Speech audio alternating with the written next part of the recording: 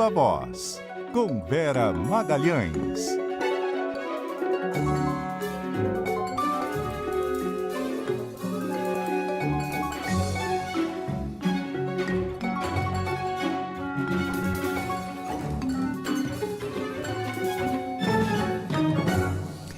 Com a Vera Magalhães. Vera.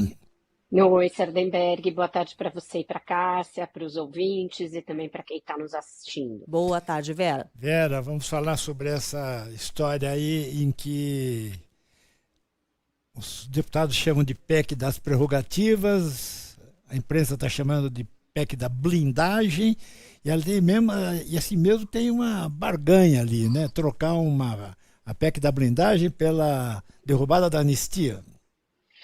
Pois é, lembra que ontem a gente falava dessa certa certeza que o governo tinha de que passaria uma versão mais branda da ideia de anistia e que estava até disposto a levar ao plenário a urgência do projeto para derrubá-la, né? Isso parecia uma manobra arriscada. Eu continuo achando que a manobra é arriscada, talvez ela seja tentada hoje, mas fica claro que havia outras coisas na negociação. Inclusive, no mínimo, um deixa-passar do governo em relação a essa PEC vergonhosa que blinda deputados e senadores de investigações, exige votação prévia para prisões e para abertura de processos, enfim, representa um enorme retrocesso na possibilidade de que deputados e senadores sejam investigados e julgados como pessoas normais, como quando cometerem crimes. Isso por quê, né? Porque o governo foi avisado do que estava em curso, a ministra Gleisi recebeu lideranças, tratou desse assunto, ficou claro que havia apoio de setores do PT, porque deputados do PT votaram a favor da PEC, tanto na primeira discussão quanto na segunda. E agora, o que o Palácio, hoje, né, quarta-feira, ventila para a gente é que o presidente estaria muito irritado com a aprovação da PEC e que ele não teria autorizado qualquer negociação. Não é tão simples assim quando se sabe que muitos ministros estavam cientes do que estava acontecendo, que muitos partidos do governo votaram, não só aqueles clássicos do Centrão, mas também o PT, também o PSB, também o MDB, votaram a favor da matéria, que precisava de quórum constitucional, portanto precisava de 308 votos, não é uma manobra simples que aconteça sem que o governo esteja informado. Então, o que a gente parece estar diante, Sardenberg, é de, no mínimo, o fato do governo ter deixado passar isso porque sabia que não teria força para derrubar. E sem descartar a possibilidade de a ministra Gleisi Hoffmann ter pelo menos avalizado que a coisa seguisse adiante em troca dessa ideia de que vão derrubar a urgência do projeto de anistia, que me parece ainda bem nebulosa essa negociação. E agora a PEC da blindagem pode ficar um pouquinho pior, porque o que a gente estava noticiando até aqui? Quando eu cheguei aqui hoje cedo, no jornal da CBN, a informação que a gente tinha é que no início da madrugada, os deputados tinham derrubado aquele item que previa a votação secreta para autorizar a abertura de processos contra parlamentares.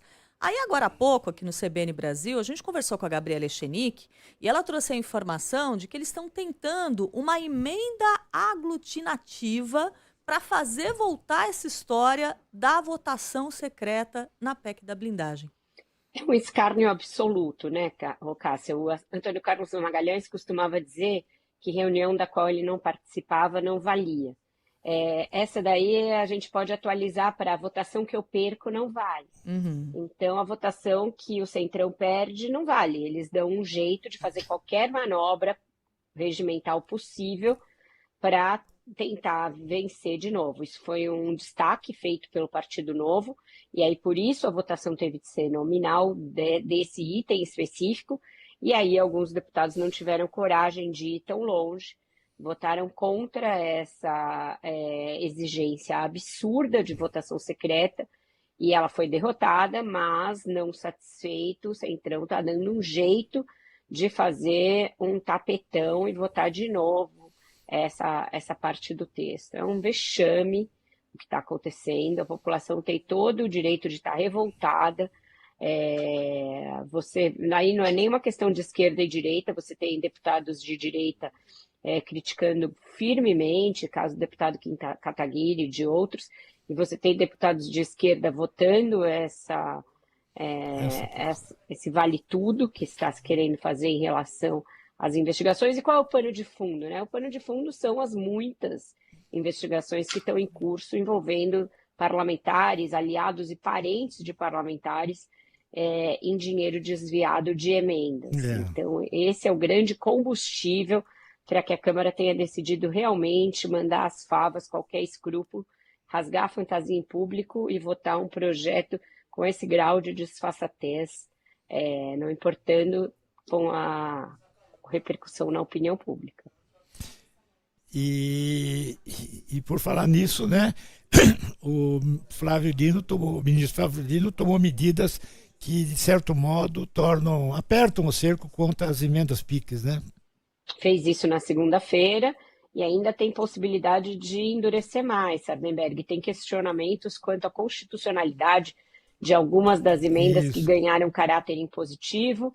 Esse mérito ainda pode vir a ser julgado. O Supremo, até aqui, é um espectador dessa movimentação, porque muita coisa vai bater lá, mas a gente sabe que alguns ministros foram consultados previamente. Olha, e se a gente aprovar isso, o que vocês acham? O Flávio Dino, eu sei que é um que cortou essa conversa, não deixou a conversa prosperar, não quis fazer parte de nenhuma conversa de bastidores a esse respeito, mas outros foram procurados também. Vera Magalhães, obrigado, Vera. Continuamos amanhã aqui no CBN Brasil e mais tarde no Ponto Final, às 18 horas, CBN. Obrigado, Vera. Até lá, um abraço. Até mais tarde, Vera.